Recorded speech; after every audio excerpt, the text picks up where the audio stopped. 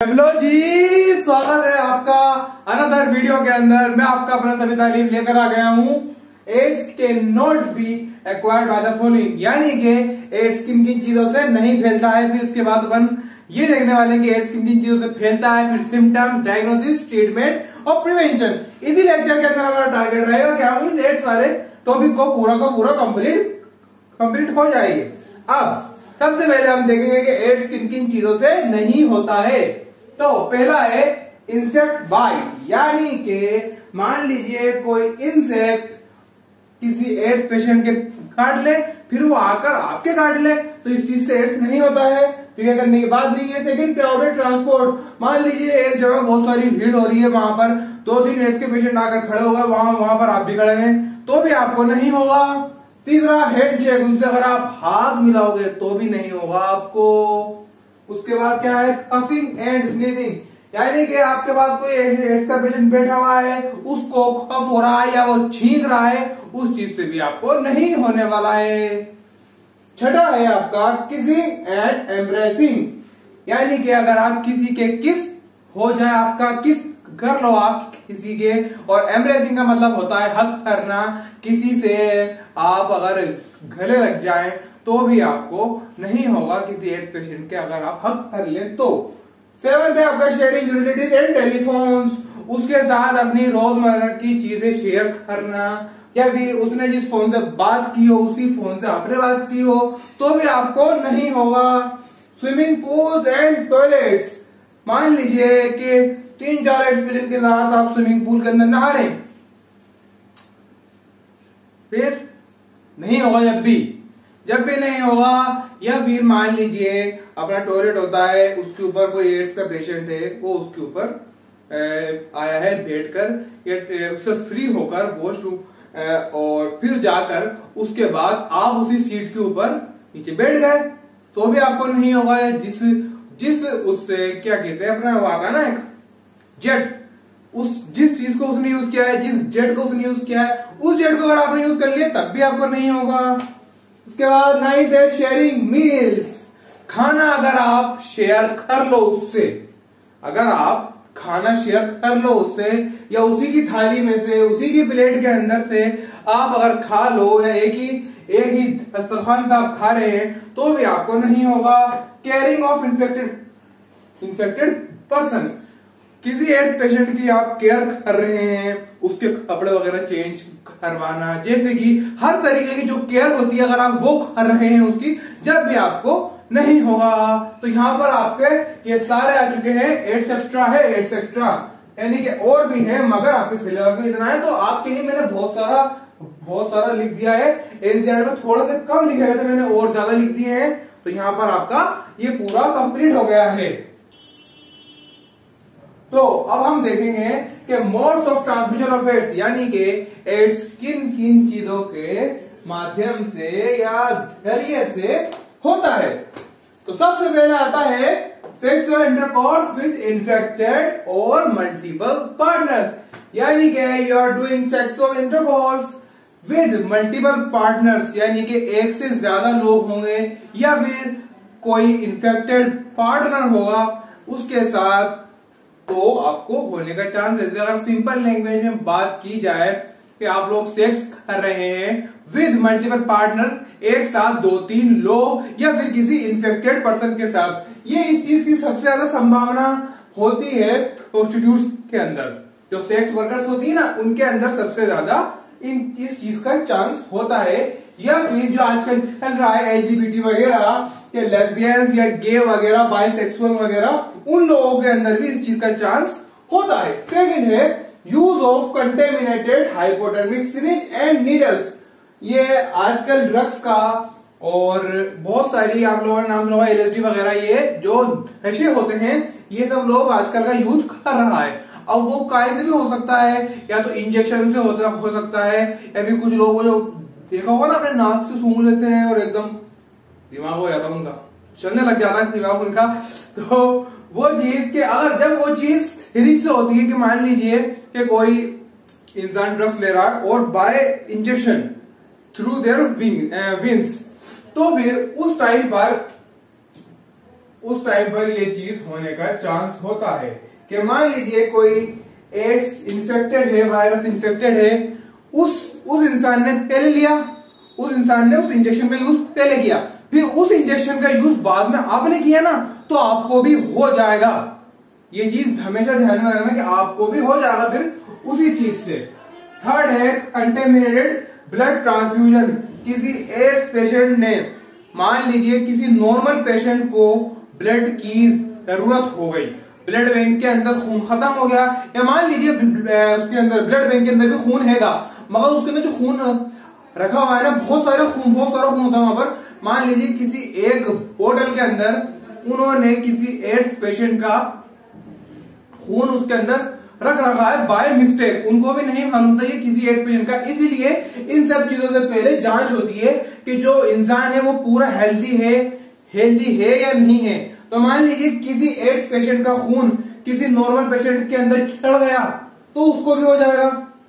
Fifth है artificial insemination. अब ये आर्टिफिशियल इंसेमिनेशन क्या होता है? To inject our semen into the vagina of female की वेजाइना के अंदर या यूट्रस के अंदर अपना मेल्स का सीमेन को इंजेक्ट करना बाय डूइंग, कैसे? आर्टिफिशियली, यानी कि विदाउट डूइंग इंटरकोर्स उसको हमने इंजेक्ट किया, तो उसको हम आर्टिफिशियल इंसेमिनेशन कहते हैं। अब मान लीजिए मेल या फीमेल दोनों में से कोई एक एड्स पेशेंट है, तो उसका मान लीजिए अगर फीमेल है तो मेल का जो सीमेन है वो फीमेल के अंदर एंटर हो जाएगा, तो यानी कि उसको हो सकता है। मान लीजिए अगर फीमेल है तो उसके अंदर एंटर होगा तो मेल को हो सकता है। तो इस चीज से और इसी चीज से अगर हम आगे जाएं, मान लीजिए उनको हो गया, मान लीजिए फीमेल को हो गया, फीमेल को होने के बाद जब उसकी डिलीवरी होगी, क्या होगी? पार्टुरेशन का मतलब होता है delivery of the baby. So from infected mother to baby during parturition, baby की डिलीवरी के टाइम जब वो पैदा होता है उस टाइम पर उस बेबी के अंदर एड्स का वायरस आ सकता है, बट एक्सेप्शन है कि उसके अंदर सिर्फ 30% आ सकता है, हो सकता है कि नहीं भी आए। उसके आगे क्या होता है? अब देखिए स्टेप बाय आ रहा है। सबसे पहले आर्टिफिशियल इंसेमिनेशन, देन फिर पार्टुरेशन, अब आ रहा है ब्रेस्ट फीडिंग।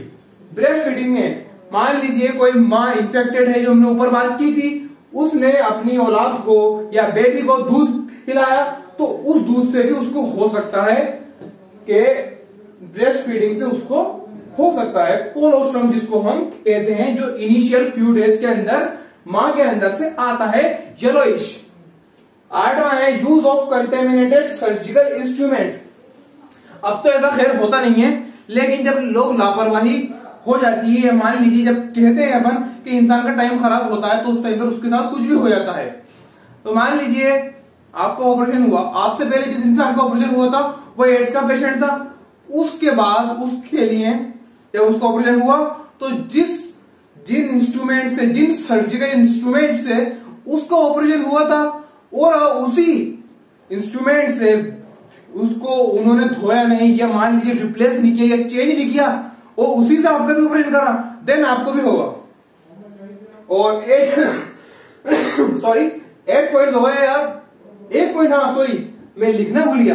8 पॉइंट मुझे अभी आया ध्यान में कि मान लीजिए कि कोई एड्स पेशेंट है, उसने रेजर वो कहीं भी इस्तेमाल कर सकता है, चाहे वो मेल हो या फीमेल। अगर मेल्स होंगे तो मुंह पर, या मान लीजिए अंडर आर्म्स के अंदर, या अपने प्राइवेट पार्ट्स पर, तो जब वो उस चीज को रख देगा बिना धोए, और कोई आदमी अगर मान लीजिए धोके भी रख दिया, अगर उसने उसी का ब्लेड इस्तेमाल किया, उसी सेम रेजर से सेम उससे अपना ब्लेड से, तो उसको भी इसका होने का चांसेस होता है। तो यहाँ पर मैंने आपके सामने सारे मोड्स ऑफ ट्रांसमिशन लिख दिए हैं, इन सब चीजों से होता है। और भी है, बट मैंने अभी जो आपके लिए काफी है मैंने वो लिखवाया है आपको, बाकी इसके बारे में डिटेल स्टडी आप एमबीबीएस के सेकेंड ईयर के अंदर कर लोगे। अब आता है सिम्टम्स। मान लीजिए इन सब के अंदर से कोई सी भी एक बहुत एहतियाती आपके साथ हो गई, या मान लीजिए आपने जान करके नहीं किया, गलती से आपके साथ कुछ ऐसा इनके अंदर से हो गया, तो उसके सिम्टम्स क्या होंगे आपको मालूम कैसे होगा? तो सबसे पहले आता है फीवर, यानी कि बुखार हो जाएगा आपको।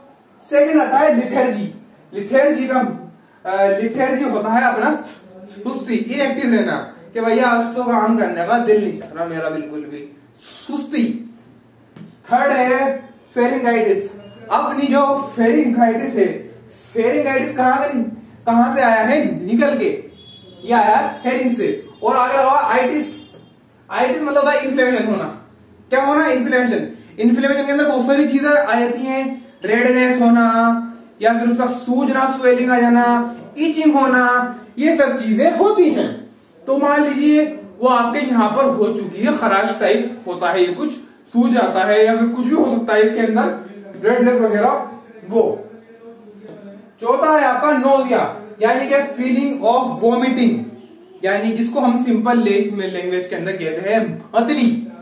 आपके अगर हो रही है, आपको फीलिंग आ रही है ऐसी, देन हेडेक्स, हर दर्द, इजी है, रेशेस, ये भी इजी है, रेशेस हो जाते हैं, यहाँ पूरी बॉडी में कहीं भी हो सकते हैं रेशेस, एटसेट्रा। हाँ जी, तो लास्ट टॉपिक हमने जो स्टडी किया था उसके अंदर के एड्स आपको क्या कैसे होता है, तो उसके अंदर एक पॉइंट ये भी आया था कि फ्रॉम मदर टू बेबी, यानी कि माँ से उसकी औलाद के अंदर आ सकता है। चाहे 30% चांस ही था, बट वो आ तो सकता है ना। तो क्वेश्चन ये आता है कि वो आएगा तो किसके थ्रू आएगा, मतलब कैसे आएगा, तो वो आता है प्लेसेंटा के थ्रू। प्लेसेंटा होता है ना, उसके थ्रू वो आता है। अब इसके बाद हम देखेंगे डायग्नोसिस ऑफ एड्स। डायग्नोसिस के अंदर क्या क्या आएगा, AIDS can be diagnosed by ELISA test, enzyme linked immunosorbent assay. इसकी फुल फॉर्म है क्या, एंजाइम लिंक्ड इम्यूनोसर्वेंट एसे। ये एक तरीके का टेस्ट होता है जिसकी वजह से आपको मालूम हो पाता है कि आप एड्स पॉजिटिव हो या एड्स नेगेटिव हो। इसके बाद NWBT, western blotting test. Western blotting test दो तरीके के टेस्ट होते हैं जिसके बारे में हम लोग देखेंगे, और इसी से मालूम होता है कि आपको एड्स है या नहीं है। अब ये जो WBT टेस्ट है is employed for confirmation of ELISA positive cases, यानी कि मान लीजिए किसी पेशेंट को एड्स हो गया, उसने एलाइसा टेस्ट हुआ उसका, उसके अंदर भी वो आ चुका है पॉजिटिव।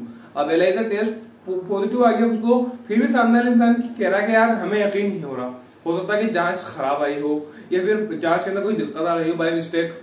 तो फिर वो तो डॉक्टर या फिर जो भी इंसान होता है उसको रिकमेंड करता है कि आप एक काम कीजिए कि आप एक बार WBT भी करा लीजिए। क्या करा लीजिए, वेस्टर्न ब्लॉटिंग टेस्ट। तो वेस्टर्न ब्लॉटिंग टेस्ट जब होता है ना, तो वो ये कंफर्म करता है कि जो अभी आपकी एलाइसा टेस्ट की जांच हुई है ये वाकई में हमें पॉजिटिव आई है या नहीं आई है। तो ये देखिए सिंपल में लिखा हुआ है WBT is employed for confirmation of ELISA positive cases. तो यहाँ पर डायग्नोसिस हुआ खत्म। इसके बाद आता है ट्रीटमेंट। ट्रीटमेंट के अंदर क्या होता है, although there is no cure for AIDS, जो मैं शुरू से आपसे कह रहा हूँ कि एड्स का कोई ट्रीटमेंट नहीं है, सिर्फ इसकी क्योर है। इंसान की लाइफ लंबी कर सकते हो, उसको मौत से नहीं बचा सकते आप। तो use of certain drugs can prolong the life of ads patient. कुछ ड्रग्स की सहायता से आप इंसान की जिंदगी को लंबा कर सकते हो। कुछ ड्रग्स ऐसी होती हैं, ये ड्रग्स वाली मत समझना, आप दिमाग खोलिएगा, वाली नहीं है ये ड्रग्स का मतलब होता है मेडिसिन वगैरह। तो use of certain drugs can prolong the life of ads patient. कुछ ऐसी मेडिसिन या ड्रग्स ऐसी होती हैं जिसकी वजह से आप इंसान की लाइफ को प्रोलॉन्ग कर सकते हो, यानी कि जो इंसान 2 महीने जी सकता है उसको आप 2.5 महीना 3 महीना ऐसे। ज़ाइडोब्यूटिन और एजिडोथाइमिडिन, ये एक ड्रग है। क्या, ज़ाइडोब्यूटिन नाम की एक ड्रग है जो कि was the first drug used and continues to be the drug of choice for treatment of AIDS. सबसे पहली चॉइस यही थी लोगों की कि ज़ाइडोब्यूटिन नाम की ड्रग है, इसी से लोगों को थोड़ा सा क्योर हो रहा था, यानी कि इससे लोगों की लाइफ जिंदगी थोड़ी सी लंबी हो पा रही थी। कौन, इससे ज़ाइडोब्यूटिन, या फिर उसको हम एजेटिक कहते हैं, इसका नाम ब्रैकेट के अंदर मैंने लिख रखा है एजिडोथाइमिडिन। इसके बाद आता है डाइडेनोसिन और DDI। क्या, डाइडोक्सी आइनोसिन, ये भी एक तरीके की ड्रग है, उसको हम लोग इस्तेमाल में रहते हैं to treat AIDS patient. 2 drugs के नाम आ चुके हैं यहाँ पर। आप इस चीज को इंपॉर्टेंटली लेना कि एमसीक्यू के अंदर कोई सा भी नाम आ सकता है कि name the following, name one of the following drug that can help for treat AIDS patient. तो क्या क्या, अब या तो ऑप्शन 4 ऑप्शन आएंगे, उसके अंदर 3 ऑप्शन होंगे गलत, और एक ऑप्शन या तो उसके अंदर से होगा जाइडोब्यूटिन या फिर होगा डाइडेनोसिन। या फिर ऐसा भी क्वेश्चन आ सकता है कि कौन सी ऐसी ड्रग थी पहली जिससे एड्स पेशेंट को थोड़ा सा क्योर दिया जाता था, तो उसके अंदर दोनों का नाम आएगा, जाइडोब्यूटिन और डाइडेनोसिन का। तो फिर आपको क्या लेना है, जाइडोब्यूटिन, क्योंकि पहली वही थी। इसके बाद हम अब एड्स टॉपिक के अंदर सबसे आखिरी ये चीज है प्रिवेंशन। भैया आप इंसान की जान तो आप नहीं बचा सकते, लेकिन इस चीज से दूर कैसे रहा जाए ये आपको मालूम हो कि इस चीज से हो सकता है, तो इस चीज से हम दूर रहें तो वो क्या क्या तरीके हो सकते हैं, या फिर गवर्नमेंट ने क्या क्या तरीके इजाद किए हैं आप लोगों को समझाने के लिए कि इस चीज से दूर रहिए आप, दैट इज वेरी डेंजरस। तो सबसे पहले AIDS is no cure, prevention is the best option. सभी को पता है, मैंने 2-3 बार कह चुका हूं, मैं जब से एड्स पढ़ा रहा हूं कि इसका कोई इलाज नहीं है, सिर्फ क्योर इसका बेस्ट ऑप्शन है। इसके बाद है in India national AIDS control organisation यानी कि NACO and other non governmental organisation NGOs are doing a lot to educate peoples about AIDS. National AIDS control organisation हमारे हिंदुस्तान के अंदर, और जो नॉन गवर्नमेंटल ऑर्गेनाइजेशन है यानी कि एनजीओस, वो बहुत कुछ कर रहे हैं हम लोगों को ये समझाने के लिए कि आप लोग इस चीज से दूर रहेंगे, या किन तरीकों से आप लोग दूर रहेंगे, या हम लोग कुछ ऐसी चीज कर रहे हैं कि आप लोग तक ये चीज ना पहुंचे। तो वो क्या क्या है, WHO यानी कि world health organization has started many programs to prevent the spreading of HIV infection such as WHO ने, वर्ल्ड हेल्थ ऑर्गेनाइजेशन ने कुछ प्रोग्राम स्टार्ट किए हैं ये समझाने के लिए कि एड्स कैसे रोका जाए। तो सबसे पहले क्या किया उन्होंने, making blood of the blood bank safe from HIV। मैंने आपसे उस टाइम पर बात की थी ना, ऑर्गन ट्रांसप्लांटेशन या ब्लड ट्रांसप्लांटेशन के टाइम पर, वो ब्लड ट्रांसफ्यूजन के टाइम पर, कि कभी मान लीजिए गलती से किसी एड्स पेशेंट का ब्लड आपको चढ़ जाए तो आपको हो सकता है। वही बात ये कह रहा है कि हम लोग इस चीज को बिल्कुल सेफ रख रहे हैं कि जो हमारे जो ब्लड बैंक्स हैं, हर जगह ब्लड बैंक्स है आजकल, तो उनके अंदर जो भी ब्लड है, कोई सा भी ब्लड, एक बूंद भी उसके अंदर किसी इन्फेक्टेड HIV पेशेंट की नहीं आनी चाहिए। ये इस चीज के बारे में बहुत ज्यादा जोर डाल रहे हैं और ये चीज पॉसिबल हो भी पा रही है अब तो। देखिए सेकंड है ensuring the use of only disposable needles and syringes। हमेशा in government and private hospitals and clinics, private hospitals के अंदर या प्राइवेट क्लिनिक्स में या गवर्नमेंट हॉस्पिटल गवर्नमेंट क्लिनिक्स के अंदर अब तो डिस्पोजेबल सिरिंज चलने लग गई। अभी भी आप लोगों ने देखा होगा कि कभी आप इंजेक्शन लगवाने के लिए इंजेक्शन लगवाते हो तो आपके इंजेक्शन लगा, उसने सिरिंज को यूं करा, मोड़ा और फिर फेंक दिया, that is called disposable. But पहले ऐसा नहीं होता था। पहले की जो सिरिंज थी इसी से लगाया, एक के दूसरा भी आया, भैया तू भी आया, भैया तू भी आया, ऐसा चलता था, जिसकी वजह से बहुत सारे लोगों को एड्स हो जाता था। हमने जो बात की थी कि जिन जिन तरीकों से एड्स था उसके अंदर ये नीडल्स और सिरिंज वाला भी शामिल था। तीसरा आता है कंट्रोलिंग ड्रग एब्यूज। अब ये ड्रग वही वाला है, उसी ड्रग की बात है कि लोगों को रोक रहे हैं कि ड्रग्स वगैरह छोड़ दें आप। इसलिए आप लोग देख रहे होंगे ना कि एनसीबी वगैरह इन सब की रेड्स पड़ती रहती हैं कि जो भी चरस बेच रहा है, गांजा बेच रहा है, कोकेन बेच रहा है, इन सब के पीछे लोग आजकल अपने जो गवर्नमेंट है वो पड़ गई है कि इन लोगों को कैसे तरीके से हम लोग पकड़ लें, ताकि जो ये लोग ड्रग्स इसके उससे लेते हैं ना, ताकि वो लोग इस चीज को रोक दें। चौथा है फ्री डिस्ट्रीब्यूशन ऑफ कॉन्डम्स, यानी कि लोगों को फ्री के अंदर कॉन्डम्स बांटे जा रहे हैं ताकि वो लोग बिल्कुल अगर सेक्स करें तो वो बिल्कुल सेफ सेक्स हो। फिफ्थ है एडवोकेटिंग सेफ सेक्स। वही जो मैंने बात की आपको, इसी पॉइंट को रेफर हो रहा है ये वाला भी। एडवोकेटिंग सेफ सेक्स यानी कि लोगों को इस बारे में समझाना कि सेफ सेक्स किसको कहते हैं या किस तरीके से होता है, क्या हाइजीन होता है उसका, क्या वो मतलब सामान होता है, कि किस तरीके से आप लोग बिल्कुल ऐसा रहें कि या तो आप लोगों को एड्स हो ही ना। तो वही बहुत सारे तरीके हैं जिसके अंदर एक ये खोलने वाला तरीका भी शामिल है। इसके बाद तो नेक्स्ट पॉइंट है promoting regular checkup for HIV in susceptible population. Regular checkups होना चाहिए HIV के, फिर और होते भी हैं इसके। कहां पर? ससेप्टिबल पॉपुलेशन के अंदर। ससेप्टिबल पॉपुलेशन वो होती है जहां पर लोग बहुत ज्यादा एक दूसरे से वो होते हैं, यानी कि उनको फूड बोर्न डिजीज वगैरह ये सब डिजीज हो जाती है। नेक्स्ट पॉइंट है screening test before donors blood organ 7। जब आप ब्लड को डोनेट करते हो, ऑर्गन को डोनेट करते हो, या सेमेन को, या फिर और अपने हार्मोन वाले ग्रोथ हार्मोन को, सॉरी, तो उससे पहले एक टेस्ट होता है स्क्रीनिंग टेस्ट।